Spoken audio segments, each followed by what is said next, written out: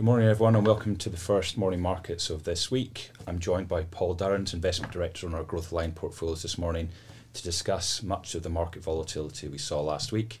So good morning Paul. Morning. Let's start with just a roundup of the markets that were challenged by much of the central bank tightening we saw last week. Do you want to give us a summary there? Yeah, we saw broad-based weakness last week, and we saw it again on Friday with markets really being challenged to digest the amount of interest rate hikes that we're seeing globally. So in total last week we saw 6.5% in total interest rate hikes, and so we saw further weakness within equities, bonds, and across currencies as well. We saw strength within the US dollar, continuing on its trend, and the reason why we're seeing higher interest rates is that the central banks are trying to cool demand in order to bring down the inflationary pressures and get towards target. Yeah, and I guess the real difference last week was, particularly from the Fed, far more explicit in the economic outcomes they want to see, not just the inflation outcomes. They really do want to see the US economy slow, which brings us neatly on to the UK and the mini budget which was launched on Friday. Now, for viewers who watched the podcast on Friday, they'll know that the actual detail within that was discussed amongst colleagues. But could you perhaps summarise why markets, particularly sterling and bonds, reacted the way they did when the announcement was made on Friday morning? As going into Friday, there was this term of mini budget, and I think it was the expectations that it was going to be relatively modest, but the tone from the UK Chancellor was quite strong, and the number of measures that we saw was a lot. The amount of tax cuts is something that we haven't seen since 1972. So we saw, the likes of a pause on the corporate tax hike from 19 to 25%. That was removed. A reversal in the increase in national insurance.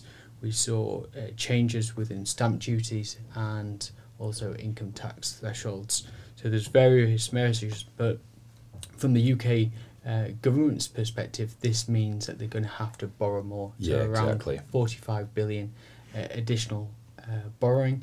This is on top of the over 100 billions worth of borrowing needed in order to fund the energy price cap that's coming in on October the 1st. So more borrowing from the UK government increases their fiscal deficit, and that has had an impact on financial markets, particularly on UK government bond yields, which we've seen historic movements on Friday moving upwards, and we also saw significant weakness within the pound, falling to on Friday 109, looking this morning down to 106. To bring that into context to where we started the year was at 135, and this is against the US dollar. And I guess the real reason for the pound falling is that the UK government relies on foreign investors to help fund the borrowing. So we don't borrow exclusively from the UK, from pension funds or institutional investors. There's a lot of offshore investors who provide capital in the gilt market as well. Now it's worth just making the point here, isn't it, that actually the good news here is that the government followed through with the energy price cap freeze. That effectively caps inflation where we are today, which is around about 10%. We should see inflation begin to fall materially into the early part of the year. So that, I guess, does provide a boost to household incomes if nominal wages can catch up a little bit.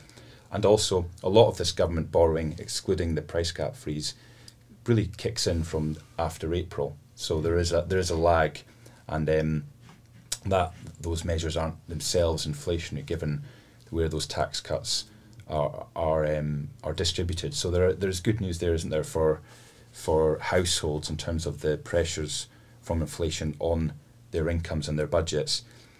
But if we bring it all into true potential clients, what do we think are the opportunities and benefits for multi-asset portfolios, given what we now know is coming from the UK government? Yeah.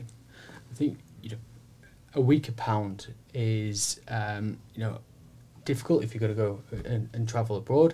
It makes it more expensive, but for us as multi-asset investors, we can actually benefit from a weaker pound. We invest globally, and have exposure to international assets, so US assets, so US equities, US bonds. If we have those unhedged, which many of our managers do, they actually benefit from the translation effects when you take those US dollar returns and bring them back to sterling. So that is actually a gain for the client, as well as for the UK FTSE 100. That also benefits when you get a weaker pound, because many of the companies within the FTSE 100 have the majority of their revenues in US dollars.